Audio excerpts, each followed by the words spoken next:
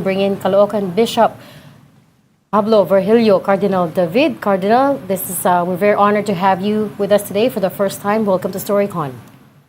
Good afternoon, Cardinal. Salamat Hi, sa Cardinal. pagpapaulak. Yeah, good afternoon. Thanks for having me.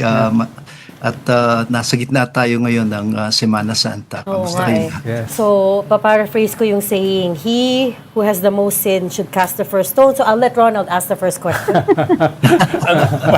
Mali ata yung ano. Pinaraphrase ko nga. Pati yung paraphrasing mo, mali. Cardinal, nasa gitna tayo ng mga unprecedented crisis. Di ba? Massive corruption, massive impunity, foreign invasion, no? At yung cynicism ng maraming tao. So, ano ba yung nakikita nyo, hindi lang dahil Semana Santa tayo ngayon, kundi ano ba yung nakikita nyong role ng simbahan at mga Kristiyano sa gitna ng lahat ng ito? Salamat sa tanong, Ronald. Totoo, no? Sabay-sabay talaga yung mga crisis na kinakaharap natin ngayon. Pandaigdigan at saka lokal na mga krisis, political, economic, no? Pero sa tingin ko bilang isang pare, isang obispo, ang pinakamalalim na krisis hindi lang sa sistema, sa politika o ekonomiya, kundi yung moral crisis, no?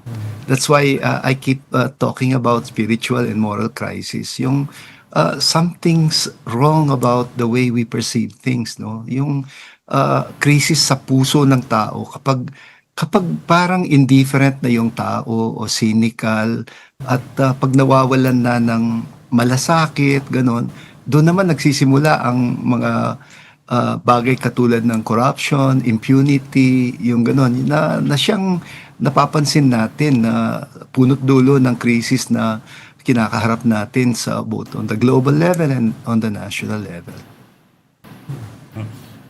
Cardinal, a few days ago, you were quoted by Vatican News as saying, as asking the question, who benefits from, for example, the war right now in the Middle East? And I think you ended it by saying that the benefits go to the industries that manufacture weapons. But I suppose in some ways it also you can also expand it a bit to other aspects and other people or other sectors who also benefit from this crisis, the crisis of war, the crisis of the economies, and as well the crisis of oil.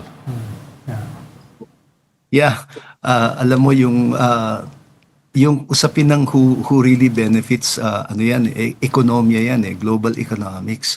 At hindi ko talaga linya yung global economics, pero kahit si Pope Francis noon pa man, matindi ang suspetsya niya na ang giyera ay negosyo din, no? At alam mo naman na kailangan nilang ibenta ang mga armas, mga sandata, mga ganyan.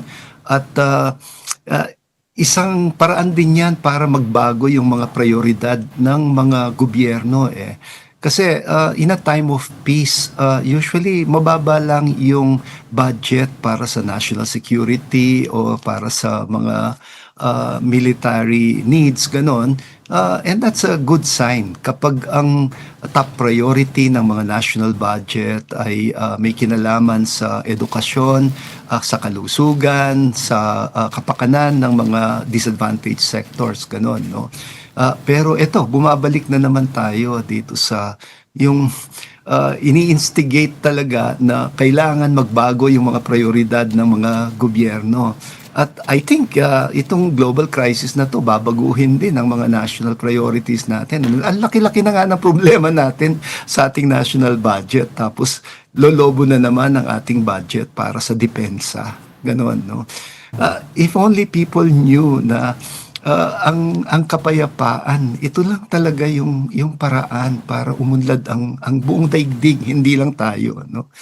We can not expect any progress in civilization kung hindi natin yakapin the option for peace against violence, against war, no? Cardinal, you're talking about a spiritual and moral crisis. I'm sure madalas niyong pag-usapan to, no? Dahil madalas mag-usap yung mga obispo di ba?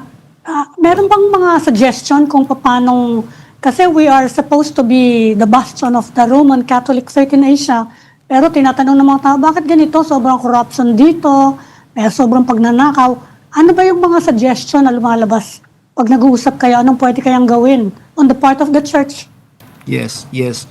Totoo. At in a way, yun ang, in many ways, yung, we admit na merong failure din sa amin as church leaders. Kasi, baka nagkulang talaga kami sa sa faith formation, conscience formation, ganon. Baka nauwi lang ang pananampalataya sa pietism, religious practices, yung pagsisimba, ganon, na mahalaga din naman, no? Pero yung pagsasabuhay ng mga proper moral values at priorities conscience formation 'yan.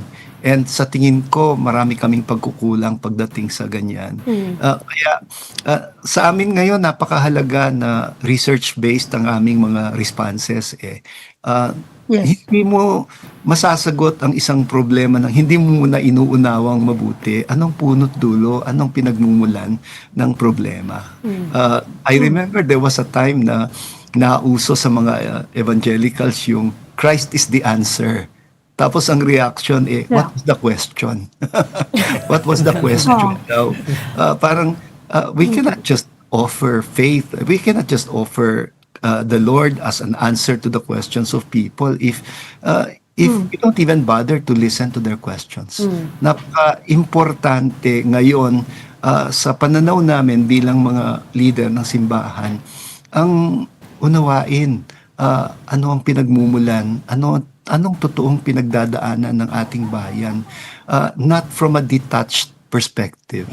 Ang namin dito, synodal approach. Kasi yung synodal approach na pinalaganap ni Pope Francis, nagsisimula yan doon sa paglabas natin sa ating comfort zone. No? At aminin ko, may comfort zones din kami sa simbahan, yung aming mga institusyon. No?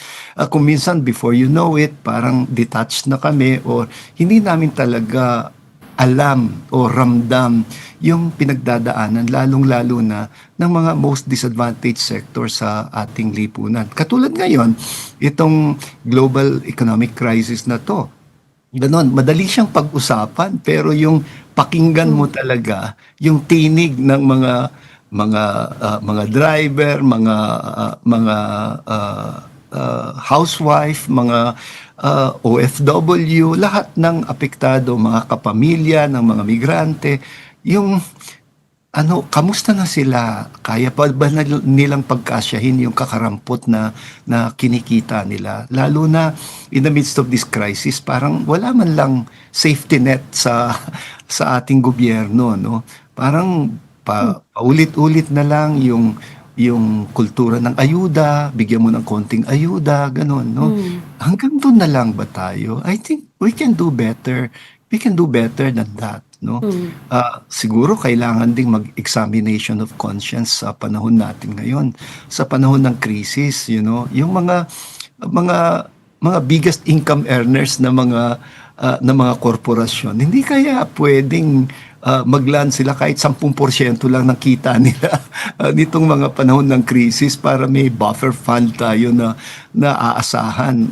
Kasi alam naman natin kung gaano kalaki yung kinurakot ng mga walang konsensyang mga politiko dahil sa flood control, no? Which is another big issue. Siguro kung hindi nakurakot yung pera natin, kahit pa paano, mayroon tayong maaasahan at mahuhugot na pondo sa gitna ng ganitong klaseng krisis. No? Kaya ang moral crisis talaga yung kinakaharap natin. This, Cardinal, I just wanted to take a step back, no? This moral crisis that you're talking about, what is your guess? When did it start? When did we start losing our way? How did it start?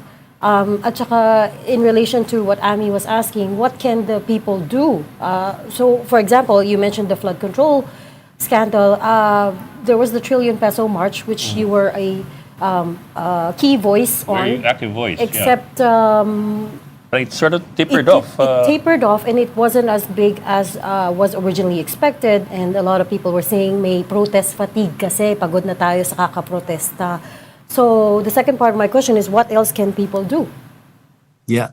Well, actually, I do not underestimate yung mga protest rallies na naganap. Kasi iba naman ang konteksto natin doon sa 1986 na nag-people power. Dictatorship talaga yung kinakaharap natin noon. We are actually working in the context of democracy. Na imperfect yung democracy, but at least there is democracy. There is still, to a certain extent, respect for the rule of law. Yun nga lang, maraming pumapalpak sa ating mga democratic institutions. And I think yun ang punto kung bakit umaalsa ulit yung mga tao at nagpi-people power ulit. Pero ako sa tingin ko, higit pa sa mga rally-rally, ang mahalagang ekspresyon ngayon ay yung proactive approach ng maraming mga sektor at mga grupo na mag-participate sa kunyari no sa ground validation of government infrastructure projects. Alam niyo ba na nangyayari ngayon 'yan? Napaka-excited ng mga social action centers sa iba't ibang diocese sa buong kapuluan na mag-participate ngayon doon sa what we call citizens participatory audit. Kasi paano tayo mag-expect ng good governance kung hindi gagawin ng mga mamamayan yung kanilang partisipasyon through responsible citizenship? I think walang patutunguhan ng demokrasya natin kung iiwan lang natin sa mga politiko, no? Democracy means the rule of the people, not the rule of a few politicians, di ba? Kaya yung empowerment of the people to really participate, parang mahalagang susi siya. Yun lang, papaano yun gagawin? Maraming pwedeng maging expressions nito, no? Pero po, also the problem, I suppose, is different groups claim to represent the voice of the people in calling for or in calling against corruption, and sometimes nagiging politically identified ang certain, like for example, you have the Duterte group also calling against corruption, even though they're also being subject to investigations, and as well the Marcos group. How do you? I mean, well, let me put it this way. How do you navigate? How do you navigate between those landmines? You might call them that landmines, where certain groups You don't side with identify anyone. themselves No. as the bastion of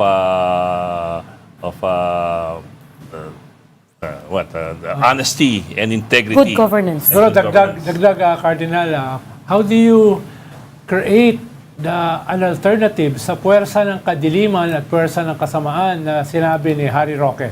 No? Talagang kailangan mo yan.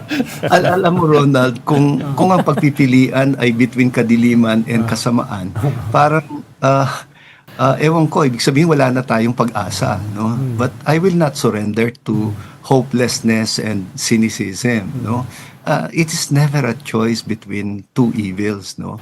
I think that's why ngayon Holy Week importante na as Christians we're given the choice of the way of the cross.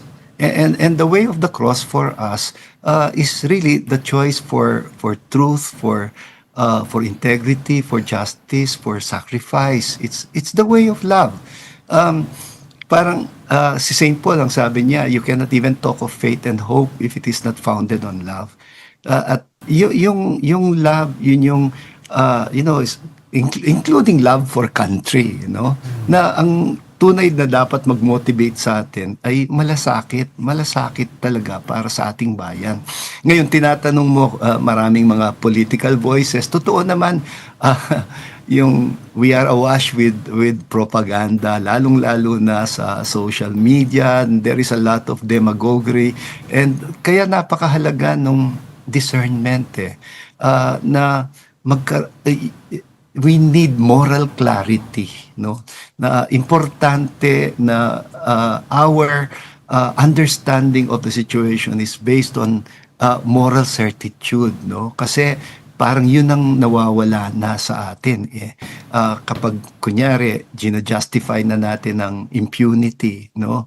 Or the end justifies the means. Parang pwede nang mag-shortcut, hindi na igalang yung batas, yung the promise of strong man, yung mga ganyan.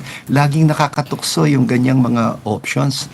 I think ako nga, ang suspecha ko, yun ang agenda ni Judas Iscariot kung bakit binenta niya ang Panginoon. There are biblical scholars who believe that there is a possibility that right within the group of 12 disciples of Jesus, there may have been a kind of a conflict of understanding kung ano ang mission ni Jesus. Kasi there were among them some members of an underground zealot movement, na medyo kaalyado ni Jesus Barabbas. And yesterday, I think 2 days ago, ang homily ko was about the choice between two Jesuses. People know only Jesus of Nazareth, but Jesus was a very common name during the first century. At yung Barabbas na iniharap ni Poncio Pilato, according to the Gospel of Matthew, ang first name niya Jesus din. So nung iharap itong dalawa, Barabbas was not really just a bandit. He wasn't just really a criminal. Barabbas was a revolutionary. Yeah. Somebody who believed that there was no other option than violence in order to dismantle the violent Roman regime, no? But Jesus went against that, And alam nyo na in the Gospel of Matthew, a few days ago, I was reflecting kasi noong arestuhin si Jesus sa Garden of Gethsemane, alam nyo, according to Saint Matthew, naglabas ng sandata ang sa mga alagad. That means there were some of them who were with the armed groups At naputol and yung tenga. who were ready to fight violently, and Jesus took his stand and he said, put that sword down. Ang sabi niya, ang humawak ng espada, sa espada rin mamamatay. And I think that's a good reminder to world leaders nowadays, who really believe that might is right, and who believe in the power of violence, to control things or to have the upper hand, Hindi pa sila paulit-ulit unitin. lang talaga ang kasaysayan. You know- And people somehow never learn, that violence is never the solution. We never learned. Cardinal, your point about democracy belonging to the people, I always say that here, pero pinagtatawanan nila ako. Huh? I always say the power of Congress is with the people, but they don't believe me. So ito na yung cynical side of things. No, just Siguro, But- in relation to sa sabi ni Reg, Cardinal, at nabanggit nyo rin kanina, most of our institutions are unraveling, weakening. Congress, Senate, Executive, Supreme Court, COMELEC. So, Maybe- with all this weakening ng ating institutions, yung institution ng simbahan, ang tinatakbuhan ng maraming tao na hindi pa ganun kasira.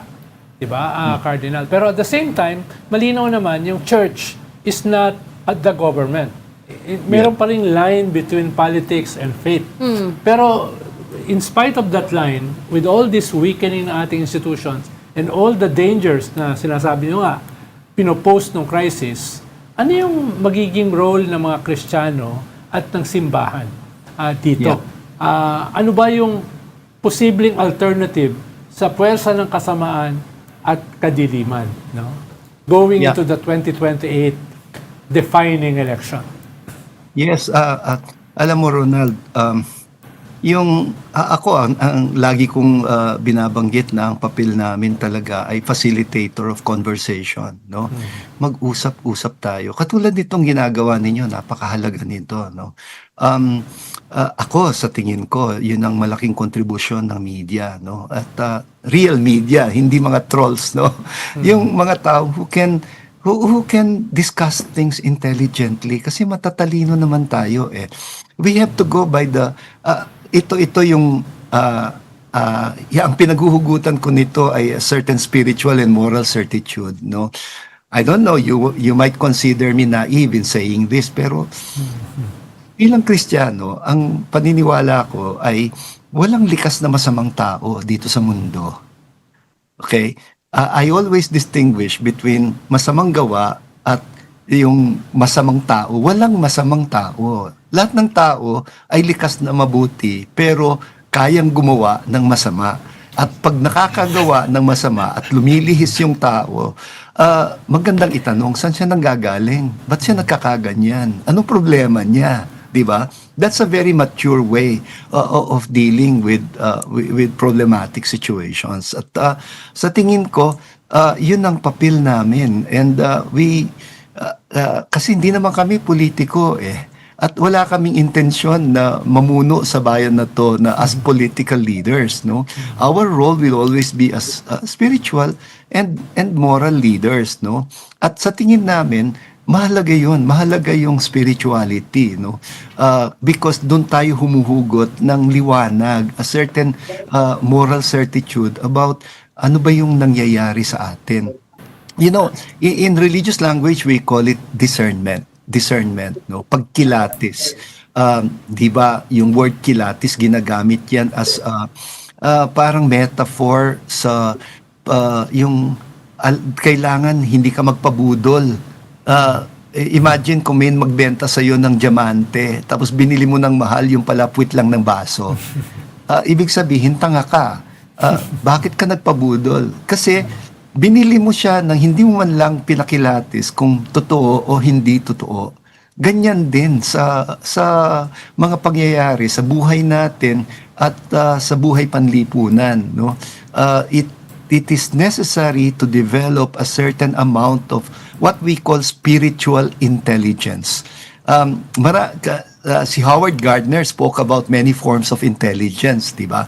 At kaya tayo nag-aaral dahil kailangan nating itaas ang ating intelligence at maraming forms, no? Emotional intelligence is one form, artistic intelligence, pero people forget na spirituality is also intelligence. Cardinal, by way of developing spiritual intelligence, napag-usapan din ba ng mga obispo yung importance of education in developing moral certainty? Kasi nung bata ako, marami mga catechism school eh. Yeah. Kahit yung para sa mga hindi nag-aaral sa Catholic school, nakaka-attend sila nun. Kumusta ba yung ganyang mga programs ngayon within the Yes. Catholic Church? Yeah, well, ang catechism is what we call faith formation. At yes, totoo, no, nung mga kabataan natin ay meron tayong mga very dedicated old catechists. Sunday school. Talagang may Sunday school, ganyan, no. Ngayon, siguro mula nung mauso yung mga Catholic schools, parang naging kampante ang simbahan na pwede nang ipagkatiwala ito sa mga school catechists o sa mga religious education teachers. But more and more, we're realizing na ang pinakaunang catechist dapat parents. Dapat yung family. Na doon ang pinakamalakas na spiritual influence from the family. And kaya hindi natin i-replace yung faith formation sa pamamagitan lang ng mga katekista. Now we're focusing more on yung formation ng mga parents who will be formators for their children. Pero Cardinal, at this point in time, you have a lot of parents who don't seem to have not even enough time for themselves. I mean, baka dati pa nga mas maraming panahon yung mga magulang natin eh. Pero ngayon parang everybody's so Everybody's working. so in a rush, distracted as well. Or lacking the spiritual intelligence themselves. So that true. will pose a problem. Yeah. Yeah, precisely. Kaya magandang mag-examination of conscience. Bakit natin hinayaan na maging ganito ang takbo ng ating lipunan? Na parang kayod marino ang lahat ng mga tao to the point na wala ng quality yung buhay nila. Ano bang quality ng buhay kung kayod lang tayo ng kayod, hindi ba? Kahit naman sinong tao kailangan magpahinga, na may time siya para mag-reflect, mag-meditate, yung ganun. Dapat hindi yun luxury. Dapat it's an essential aspect of our life. Kapag itong mga essential aspects ng introspection, yung reflection, meditation, ay talagang nawala na sa buhay natin. Abay, talagang ang ating lipunan magiging parang mga manok na walang ulo, parang walang direksyon. And I think the need to have a sense of meaning, purpose, mission, and direction is something that is shared by all people around the world. That's why every now and then, like especially during moments like this, no, ng Holy Week, magandang mag-examination of conscience. Ano na ang takbo ng ating lipunan? Tayo ba ay may panahon pa talaga o mga magulang? Kasi anong direksyon ng mga bata kung walang panahon ng magulang para Yeah. sa kanilang mga anak? Diba? On concrete aspects, Cardinal, no? Yeah. Ano yung ugnayan ng moral leadership tsaka moral certitude sa mga konkretong issue na kinakaharap natin ngayon? Halimbawa, yung usapin ng dynasties na Yeah. dominate sa ating political system as never before. Yeah. Yung usapin nitong corruption na parang wala namang big fish na nahuhuli, no? Kung meron man mga dilis, no? Itong usapin ng impunity na hanggang ngayon parang wala tayong truth commission na kino-confront itong napakalaking sugat sa ating Yeah. national psyche, no? Yeah. Itong usapin ng mga traidor sa ating political system, mga chinadors, no? Anong tingin diyan ng simbahan na kahit spirituality, spiritual intelligence yung kanilang focus, tsaka moral Yeah. leadership, ay siguro naghahanap din yung mga karaniwang tao. Paano yung tawid? I think kung may spiritual intelligence, meron ding spiritual dumbness, no, Ronald. Kapag yun nga, masyado na tayong resilient in the negative sense, no? Parang ang bilis nating tumanggap. Siguro dahil tayo ay disaster capital of the world at yun, pinagmamalaki natin, mabilis tayong mag-adjust sa mga disaster situation, ganyan. On the one hand, it sounds like a value. On the other hand, it is also a disvalue. Parang ang bilis din nating tumanggap na ganyan na lang, pare-pareho lang naman yan, wala na tayong magagawa. And I think that is already spiritual dumbness, no? Walang spiritual intelligence kapag yung tao ganyan na yung kanyang pananaw. Parang akala mo hopeless ka na, wala ka nang magagawa.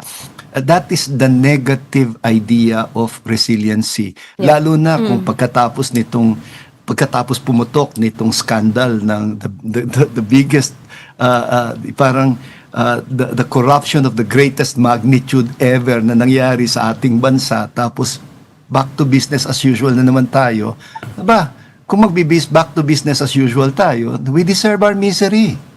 Then we deserve the kind of dysfunctional country that we have. Yeah. But no, we deserve more than this, di ba? Tapos ang gagaling ng Pilipino. Sa iba't ibang mga bansa, pinakikinabangan tayo, ganon. Bakit hindi natin Yep. yung pakinabangan ang ating galing at talino para sa pagbubuo ng isang mas maayos at mas functional na lipunan? Yeah. But specifically, Cardinal, may I ask your opinion on the political dynasty bill, the one that's working its way through Congress right now? It bans relatives up to the second degree of consanguinity, pero it allows yung sabay-sabay that they run for office and hold office at the same time, as long as different localities. In the words of the congressmen and women we've spoken to, ito na daw kasi yung pinaka best compromise, because acceptable compromise, because the version that we want is different from what they have in their mind. So ito na yung best middle ground that they can come up with. What did you think of that? Ang sasabihin ko, I'm sorry, but your best is not good enough. And whether we like it or not, parang ang hirap, ang gumagawa ng ating mga batas, sila mismo, most of them are members of political dynasties, no? At ewan ko ba kailan tayo gigising na ito yung isa sa mga pinakamalaking kalbaryo ng bansa natin. Kasi ito ang dahilan kung bakit nauwi ang ating politika sa politics of patronage. Yun nga, dahil nasanay na tayo sa mga political dynasties, ganon, no? But we can do better than that.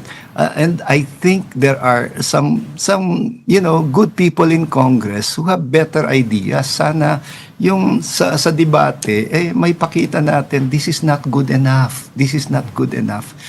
Let's come up with something more radical than that, no? Parang let's not give up to 4th degree consanguinity, no? So yeah, I think much of that will rely on the reaction ng mga taong bayan. Ewan ko lang kung kung ayon sa survey, malaking prioridad para sa mga tao na ma-address ang political dynasties, no? Kasi yun nga nasa perceptions yan. Yes. The latest Post-Asia survey on it says about 54%. So majority, pero not that big of majority. And may mga theories din na people are tired of this issue because it's been 40 years in the making, 40. But, you know... No, I don't think people are tired of the issue. It's just that they have other priorities as well, no? Kapag masyadong marami tayong concerns na nagsabay-sabay, minsan akala natin may ibang mga bagay na hindi na importante. Importante, I think, the 54% that you're talking about, mataas yan, no? Yun nga lang, kapag on survival mode ang ating mga taong bayan, whether you like it or not, ang top concern nila ay mataas ang bilihin, yung inflation, yung gano'n, no? Kahit nga, I think the concern of people na mapagkasya nila yung kinikita nila is still way above the concern about corruption, for example, even if the two are very closely related to each other. It's a matter of talagang the priorities of people given their circumstances. Parang nobody will say they love corruption or that they love dynasties, but in the end, when they vote, Parang na-disassociate. Oo. But you know, Hindi nila nakokonek eh. so may isang Ateneo study that found 80% of Congress belong to political dynasties. But you know, Cardinal, a lot of them are also Catholics, staunch Catholics. They go to Yes. church. Diba? So, bakit may Disconnect. May dissonance, cognitive dissonance dito? Yeah. Dahil hindi naman yan usapin ng pananampalataya I think usapin yan talaga ng pera kasi pinakamalaking Politika. negosyo ang politika. Kaya yung tama yung sinasabi ninyo, yung cognitive dissonance between parang lalo na kung ang edukasyon mo pa sa mga Catholic schools, mga big time Catholic schools, tapos yung parang walang proper values, no, na parang hindi na inform yung conscience about what's right and what's wrong, no. And yun ang aming malaking pagkukulang. I will not just point an accusing finger on anybody. I'd say talagang dyan ang malaking pagkukulang, that kind of conscience formation, no? On a different, Yeah. On a different note, Cardinal, a few Yes. days back, sabi nyo, ay pinuri nyo yung pagtatayo ng simbahan sa Pag-asa Island. The westernmost part of our West Philippine Sea. No, it appears not just a political statement but a spiritual manifestation, no, sa isang napakahalagang issue na ito. Pero at the same time, sabi ng ating presidente ay pwede natin buksan yung usapin ng joint exploration with China, who particularly at this point is an aggressor, even an invader sa ating EEZ. So, meron bang malinaw na posisyon yung simbahan dyan sa usapin ng soberenya at West Philippine Sea? Yeah. Alam mo, Ronald, I would have gone there sa Pag-asa myself kung hindi lang nag-conflict sa schedule ko, no? noon ko pa pangarap na makapunta doon sa isla na yon eh. Ganon. In fact, yun ang dahilan kung bakit ako nag-post sa social media tungkol dito sa blessing na ito, no. Shinare ko lang naman yung shinare ni Commodore J. Tariela, no. Sinabi ko kasi sa kanya na mas preferable na yung local bishop ang maimbitahan para mag-bless doon sa itatayo na simbahan na yon, no. And by the way, nananawagan ako, mag-ambag-ambag naman po tayo, kahit barya-barya lang. I think if we put that together, it's going to be a very powerful symbol ng assertion natin ng ating sovereignty, ng ating dangal bilang isang bayan, no. Natawa nga ako nung marinig ko itong offer of partnership, joint exploration daw ng oil or petroleum sa West Philippine Sea, no. Nakakatawa at the outset, it's like a very amicable offer, but on the other hand, siguro sasabihin ko, o sige, mag-joint exploration tayo, pero aminin niyo muna na hindi ito inyo. That's the most important thing, you know. How can we be partners if you tell us na wala kaming karapatan? The law is on our side, di ba? Malinaw naman sa UNCLOS, sa international law, na atin yun, no? So, yun nga, parang good fences make good neighbors, ika nga, di ba? So, ayun, hindi naman sa parang, sino ba naman tayo para makigera? And I don't think that the church will ever encourage that kind of an approach na parang makipag-away or makigera, ganon. We are on the side of peace, but manindigan naman tayo doon sa tama, no? Let's have some self-respect, ika nga, no? Cardinal, pahabol ko lang.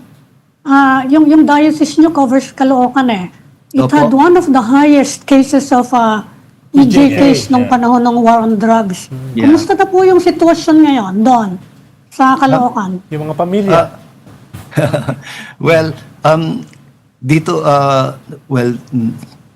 nothing comparable to what happened many years ago during the time nung kasagsagan ng giyera kontra droga.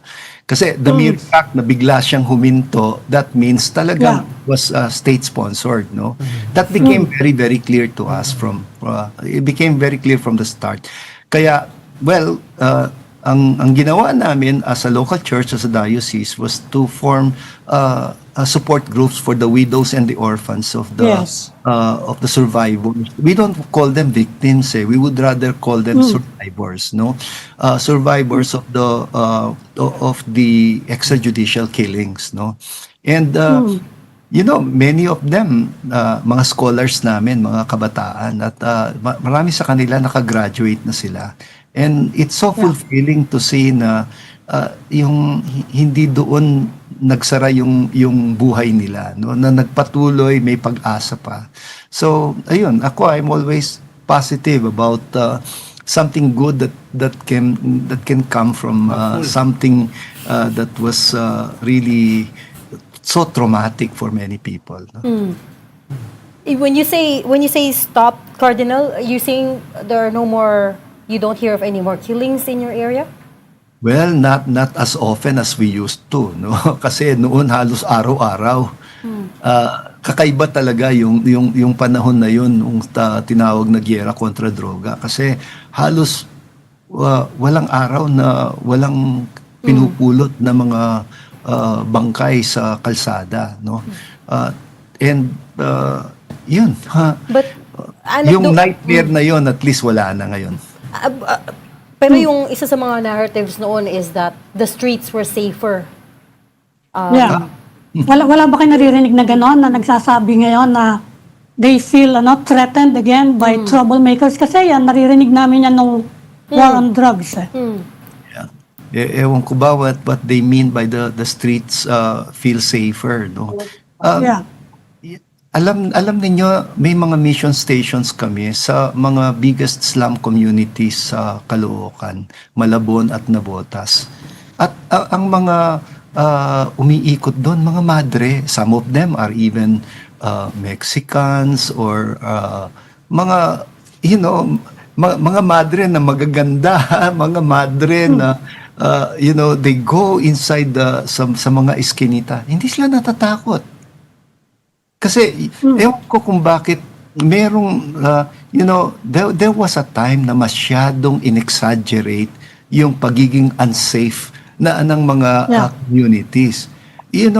Yung pag-exaggerate na yun is part of the propaganda to make people believe na ito ang punot dulo at pinakamalaking problema sa ating bansa, yung ganon, no?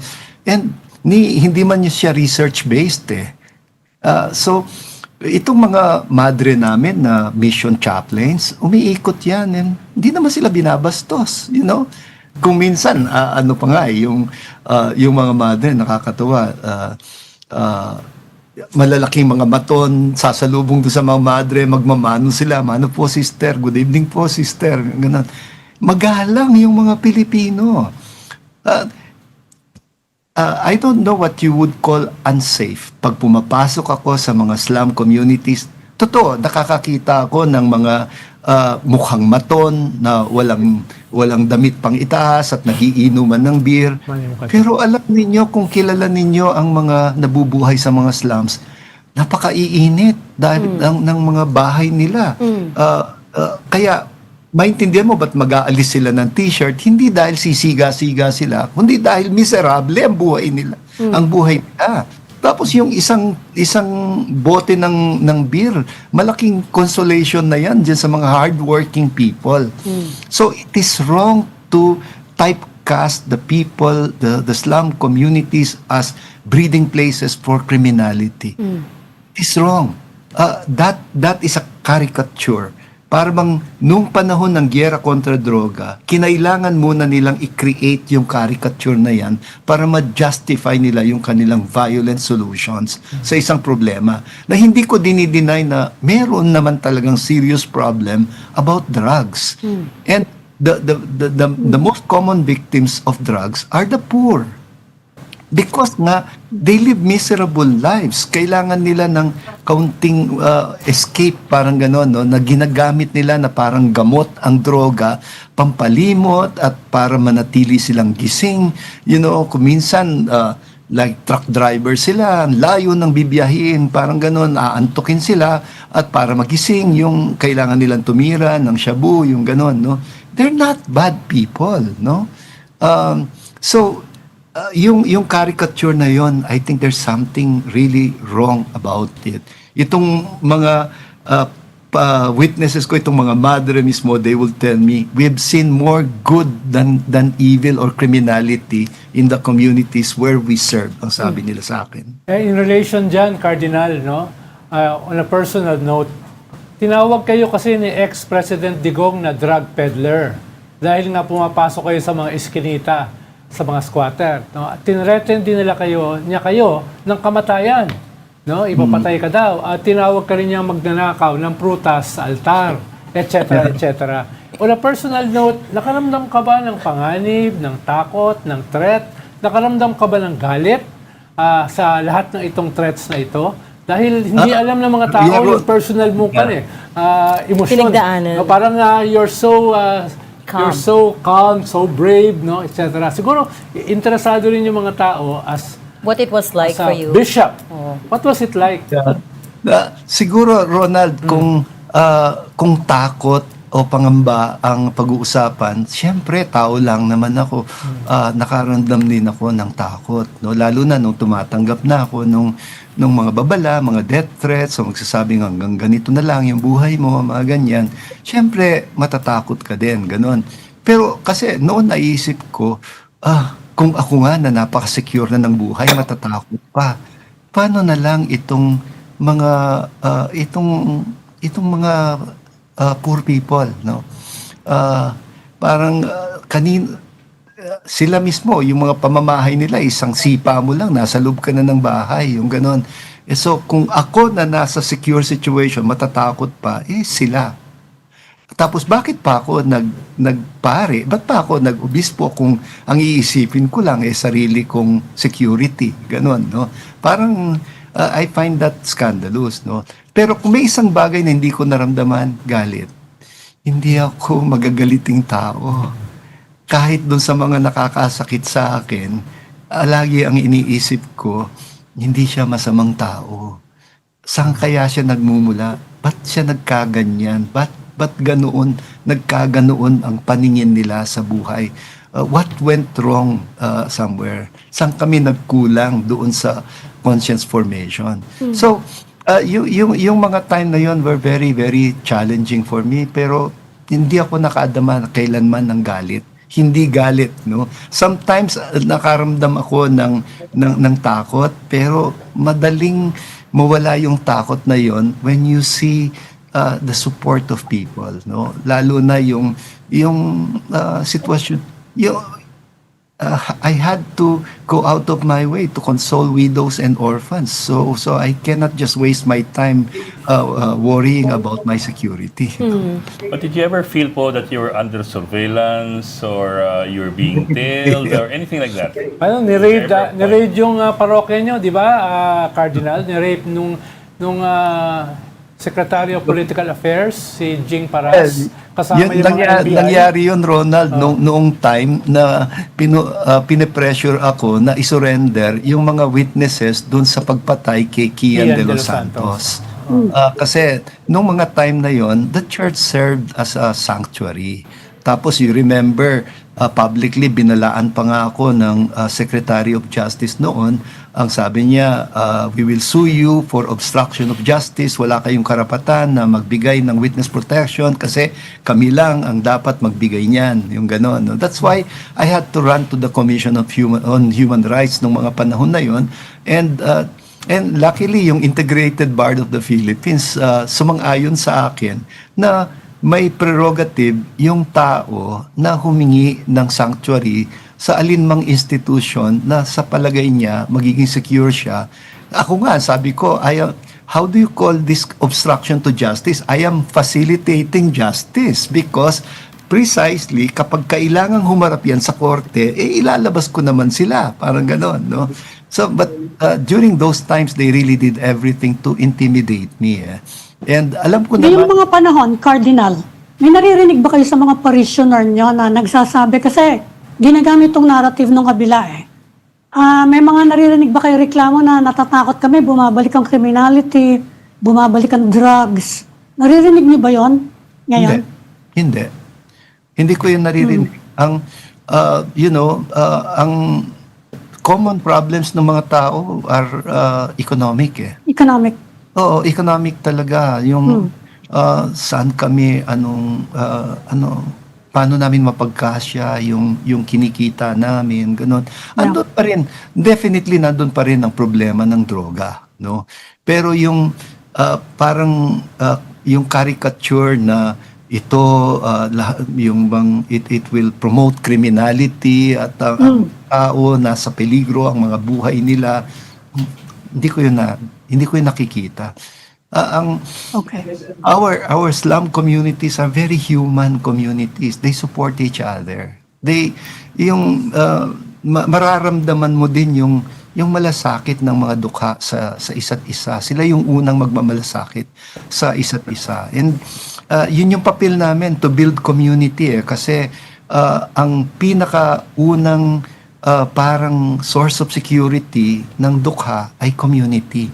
Kapag wala na siyang matakbuhan na community, that is really a very extreme form of poverty. Okay. On a last note, Cardinal, sa US, they're starting to see more people turn to the Catholic Church, join the Catholic Church. Ang theory is because Pope Leo is, of course, an American. Are you seeing the same kind of, expansion, increasing numbers of Catholic Church here? Well, I hope ganun nga yung dahilan, no. Of course, I'm very happy when people return to church, no. Alam ko kasi na napaka-divided ng church right there in the United States, no? Because napaka-polarizing ng politics in America. And I am in close contact with fellow bishops at there are many Filipino priests also working in the United States at hindi madali para sa kanila. Kung minsan, yun nga, parang yung pagbabalik sa simbahan, pagsisimba, yung ganon, for me that is not enough to make me confident na totoong nagkakaroon ng resurgence ng spirituality, no? It can be a good sign, you know, but hindi yun yung it's not everything. I still have to see to what extent nagkakaroon ng impact yung, let's say, the Catholic faith in the way you know, in the societal life doon sa Amerika, no? Yeah. Is there Yes. Panghuling tanong, Cardinal, no, in relation sa Easter, no, itong Semana Ay, sorry, Santa. close ko lang Yeah. yung topic na yun. Is there a plan to invite Pope Leo here again? Because I know he was here before he became a pope. Well, ang alam kasi namin si Pope Leo ay pupunta ng Korea. And that's going to be, I think, in 2028, no? Ngayon, syempre, it would be nice kung nasa Asia na siya, if he could swing by the Philippines, ganon. And we sent a letter, sort of communicated na he would be most welcome sa Pilipinas kung dadalaw siya. And I think he is interested in visiting the Philippines, pero kung kailan ay hindi pa sigurado, no? Kasi hindi rin yung atmosphere hindi masyadong conducive kung darating siya dito panahon ng election. Election. Mapupolitis kayo siya. Baka Magiging politika yan, no? Ganon. Maybe- Alam mo naman, yung mga bagay na yan, kinukonsider din para sa pagdalaw. Still two years lang away. yung ibig sabihin na eh. Cardinal, Suffice it to say na napaka-interested ni Pope Leo sa Pilipinas. Yes. In fact, nasabi niya sa akin nung yung unang batiin ko siya after the conclave, sabi ko, come and visit us in the Philippines. Ang tapos sabi niya, I am familiar with the Philippines. Sabi niya, mga 9 times na siya Yeah. na nagpunta Bumiyahe. sa Pilipinas.